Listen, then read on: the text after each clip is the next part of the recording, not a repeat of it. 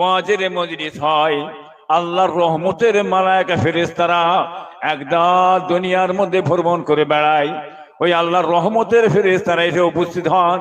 এত সংখ্যক পরিমাণ আল্লাহর রহমতের মালায়েকা ফেরেশতারা উপস্থিত হন। মালা জায়গা দেওয়া যায় না, জায়গা দেওয়া যায় না মজলিসের মধ্যে। তখন কি করেন? মালায়েকা ফেরেশতা পুরি মালায়েকা ফেরেশতা আবার মালায়েকা ফেরেশতা বসতে বসতে বসতে আল্লাহর আসমানে যে থেকে যেয়ে থাকেন।